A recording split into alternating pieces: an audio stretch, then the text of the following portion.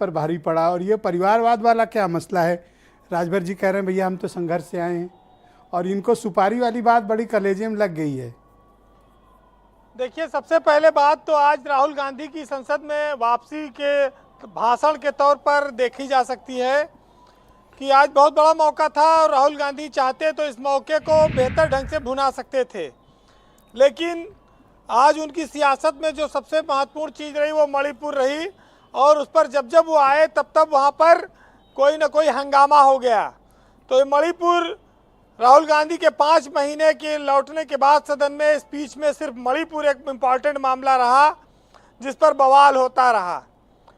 आज इस देश में जब जब भ्रष्टाचार की बात आती है, परिवारवाद की बात आती है, तो आप देखिए कि ये राजनीतिक पार्टियां खाली एक दूसरे को ताना मारती हैं। इस पर उनको एक बहाना चाहिए कि ये गलत है, वो गलत है, वरना इस देश में जगजाहिर है कि भ्रष्टाचार और परिवारवाद हर युग में रहा, हर पार्टी में रहा, हर सरकार में रहा, कोई इससे अछूता नहीं रहा।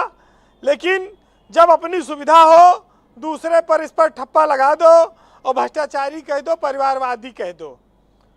आप जानते हैं कि इस देश में पहलवान का बेटा पहलवान नहीं हो सकता, आईएएस का बेटा है आईएएस नहीं बन सकता, लेकिन नेता का बेटा मंत्री, विधायक, सांसद सब बन सकता है और वही बनता है।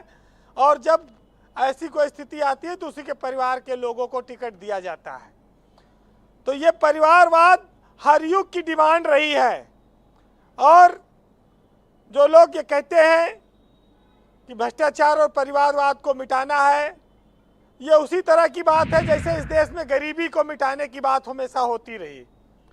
इस देश से न कभी गरीबी मिटी, न भ्रष्टाचार मिटा, न परिवारवाद मिटा, और न ये मिटेगा, क्योंकि जब अपनी ज़रूरत है तो सबको गले लगाने के लिए राजनीतिक लोग तैयार रहते हैं। तो ये मिटने की बात तो नौबत तो कभी आ ही नहीं सकती। ब्रजेश जी, आज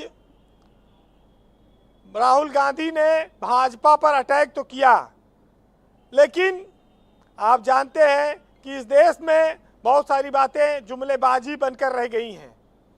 अगर इस देश से गरीबी खत्म हुई होती तो राशन लेने वालों की संख्या बढ़ती नहीं हर साल। जो फ्री मुफ्त का राशन और मुफ्त का जिनको खातों में पैसा चाहिए, और जो अकर्मण्य और कर्महीन बनाती है चीज़ों को, जो लोग सुविधा भोगी हैं मुफ्त की चीज़ों के लिए, जो रेवड़ियों के पर आश्रित लोग हैं, वो इस देश के लिए अच्छा नहीं है। देखिए, राहुल गांधी इसलिए मारक भाषण नहीं कर पाते क्योंकि शायद उनकी हिंदी उतनी अच्छी नहीं है, उनके पास इतनी लय नहीं है, और यही वजह है कि उनके इंतज़ार चाहे जितना लंबा हुआ, लेकिन वो मणिपुर पर आकर रुक गए। एक बार उन्होंने हरियाणा का भी नाम लिया, लेकिन उनका भाषण संक्षिप्त था। ये ज़रूर है कि अब बीजेपी राहुल गांधी को पप्पू कह के नहीं घेरती है। शायद बीजेपी को नुकसान होता है पप्पू नाम से, तो पप्पू वाली छवि को राहुल गांधी बदल चुके हैं, वो थोड़ा मजबूत हुए हैं, इसमें कोई शक नहीं है। और अभी उनके सामने बहुत सारे मौके आएंगे देश में, क्योंकि उनके पास उम्र लंबी है। आज इस बात की भी तारीफ हुई है कि अमित शाह ने गृह मंत्री के तौर पर अपनी जिम्मेदारियों में ये बात स्वीकार की कि मणिपुर की घटना ने उनको तकलीफ दी, और उनकी सरकार की जिम्मेदारी है कि मणिपुर की स्थिति को सामान्य करे।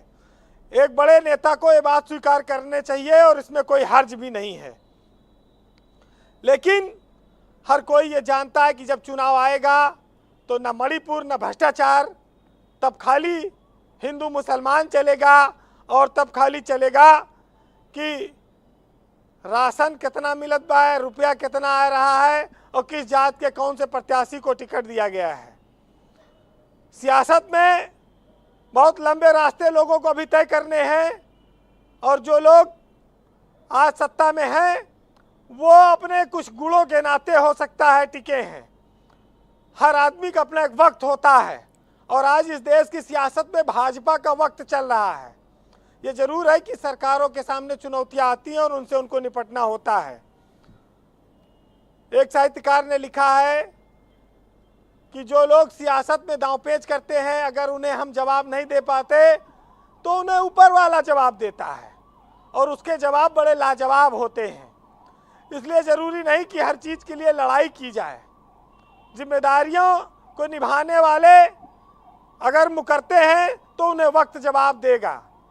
भारत की सियासत में राहुल गांधी को लेकर बीजेपी अटैकिंग है, उसके पीछे कारण इंडिया का गठबंधन है। हालांकि उस गठबंधन में वोट नहीं डाल रहे हैं कुछ उनके साथी, उसको लेकर भी संशय है, लेकिन एक मजबूत विपक्ष राज्यसभा में उभरा है, इसमें कोई शक नहीं है। जो आपने बात कही कि बीजेपी को ये चिंता में डालती है, और बीजेपी को इसकी चिंता है भी, भले बोले ना, लेकिन अंदर खाने उस पर काम उनका चलता रहता है। सुनिएगा जी। कि तमाशा खूब मेरे सरकार तुम मेरे हाल पर करवाओ, मगर कभी हवा जो बदली तो कोई खैर खा न मिलेगा, और कब तक मिलने का मौका मिलता नहीं है रोज, इसलिए आज हमने लफ्जों से तुम्हें छुआ है। बहुत शुक्रिया वीरेंद्र जी। मैं उम्मीद करता हूं कि नाजिम नकवी साहब आपको शेर के जरिए ही जवाब देंगे। बहुत शुक्रिया आपका। संजीव